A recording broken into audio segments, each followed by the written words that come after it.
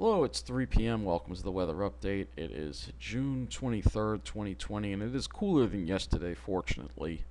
We're at 81 right now in Farmingdale, and if we look at the observations across our area, you will see temperatures generally in the low 80s, maybe middle 80s on the North Shore, and the South Shore only in the 70s. So if we go to the South Shore, it'll be even cooler. You'll see upper 70s, probably down to mid 70s in Belmore, so probably beautiful there. Um, at the beaches, they're in the mid 70s. We go out east. We've got temperatures around 80 degrees. On the South Fork, we're in the low 70s. North Fork is warmer in the low 80s. And if we go looking at New York City, temperature's still pretty hot there. Mid 80s to maybe around 90 at LaGuardia, 85 at Central Park. And then if we go into New Jersey, temperatures in the upper 80s to around 90, so a lot hotter in Jersey. Looking at these observations. Looking at the satellite, you'll see here that we have some fog. That's probably why it's probably fog over the South Fork, and some fog trying to move into the South Shore. It looks like as well. You can see that fog there. But for the rest of us, we're dealing with sunny skies, mostly sunny skies, but it's hazy, some cirrus around. There's Farmingdale 81. We'll look at some of the observations from this as well. 85 at Central Park, 79 at Islip. It's a little further east.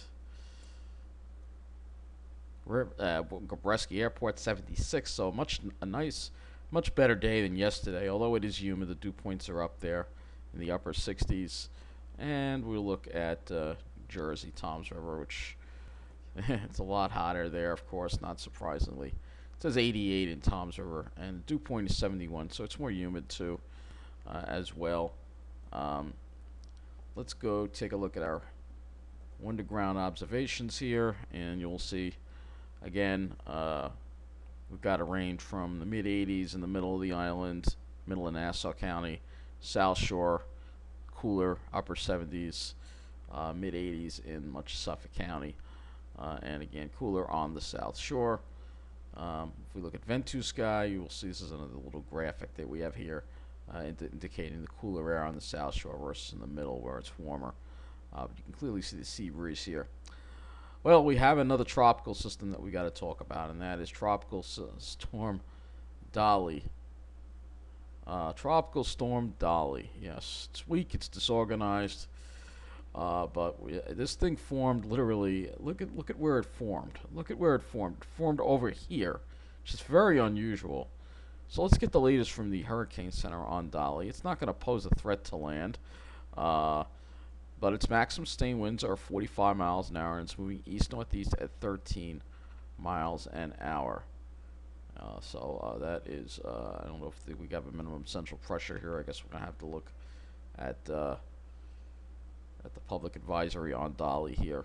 So Dolly forms over the North Atlantic, but it's still expected to become post-tropical tomorrow. So it's 600 kilometers south-southeast of Halifax, Nova Scotia.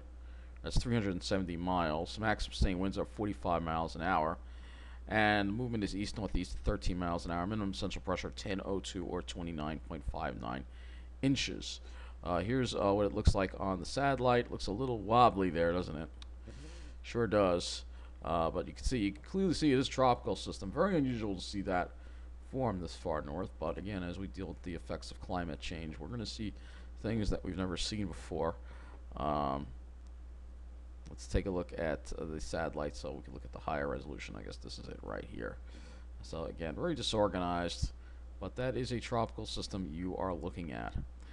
And if we do look at the satellite and look over Siberia, let me go to yesterday, you'll see that there are lots of fires burning again, so we'll point that out too as well. Let's go to Siberia here. Here you go. Lots of fires. Again, you see the smoke from the wildfires, again, going over with the heat they've had and the fact that it's been dry.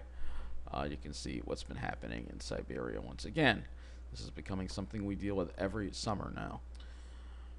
So let's go to the models here and we'll see what's going to be happening with our weather pattern as we go into the rest of the week and into next week.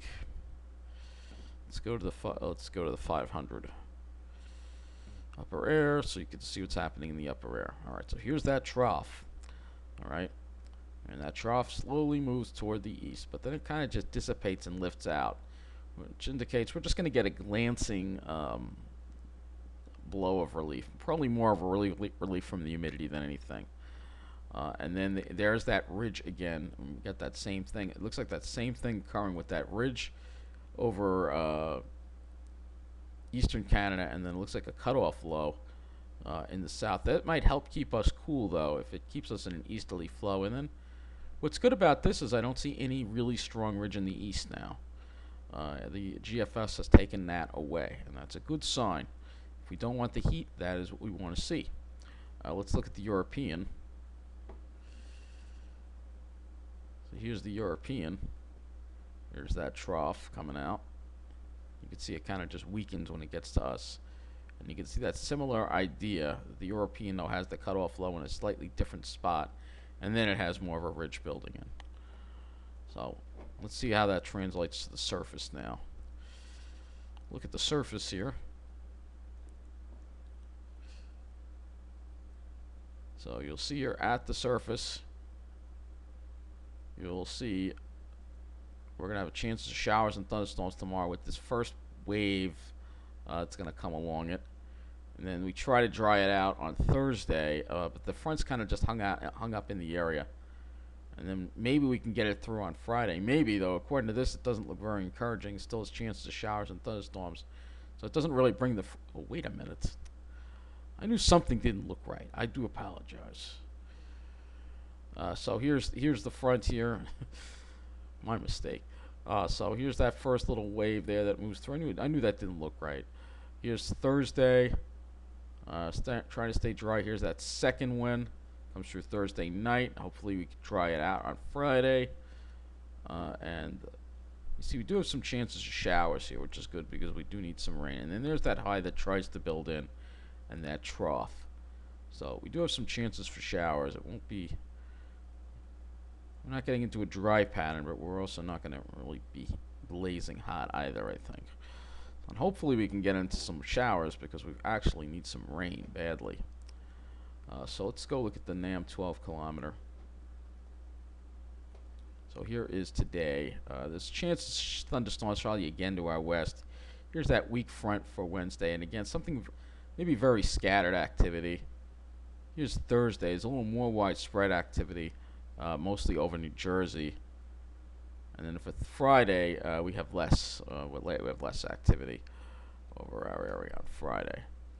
So let's take a look and see how our temperatures are going to be faring, and then we'll look at the humidity. The temperatures probably won't be changing all that much. Here is tomorrow.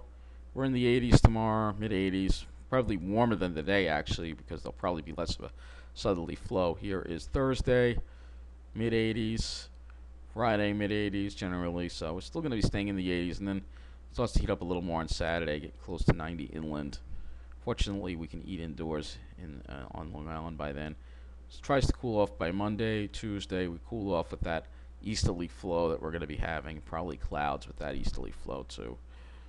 And then we start heating up again around July 4th. And then, yeah, it brings in the heat around this time, so... Again, that 10-day period, it always seems to want to have the 90 degrees, but we can never get there, it seems, which is a good thing because I don't want the 90s on Long Island. Okay, so let's take a look at the dew points. So here we go. See, we try to dry it out for Wednesday. Well, actually, no. They're still dealing with the humidity Wednesday, and then we got that westerly flow. Dew points drop into the 50s by later on Wednesday. And here's that front kind of just stalled out over us on Thursday. That's going to be the focal points of some showers and thunderstorms. Here's Friday with lower dew points, and then the humidity comes right back by the weekend again. And then maybe we try to get some drier air in for from that back door before the humidity comes back once again. So it's going to be staying humid. That's, we'll have a few breaks from the humidity, but not really a whole lot.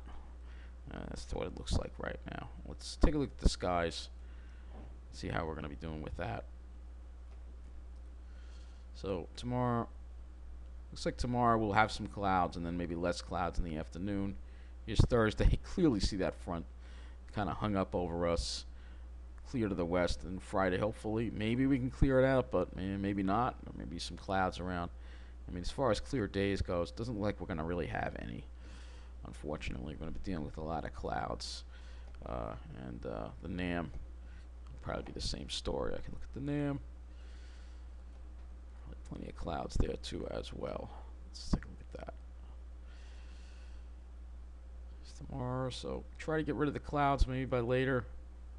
And Thursday you can see that little wave going up along the stall front, and then if the problem is the trough just kind of dissipates. We don't really get into the this front just kind of just is always in the vicinity, and it washes up. So that's the problem. It doesn't washes out, I should say. So just show you windy.com, current conditions, the temperatures. You can load them. Here we go. So you get the idea again. You can see cooler on the South Shore. And the middle of the island a little warm, but still I think we're getting a breeze here too as well. We're getting a breeze here too. Tomorrow will actually be hotter. Again, if we look at this, this is based on the Euro. Probably, yeah, because of that westerly flow, we're going to be hotter. But thank God we'll be able to sit inside tomorrow. But the dew points will be lower. You can see that drier air trying to work its way in. You can see where the front is literally just washed out there. Looking at Thursday. Another idea, you can see you got a little mix going on there. Here's Friday.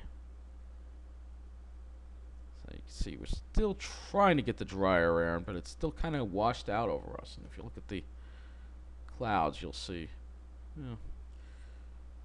it's going to be tough to really get any drier air in. So what can I tell you? Expect humidity to be sticking around for a while. What can I tell you?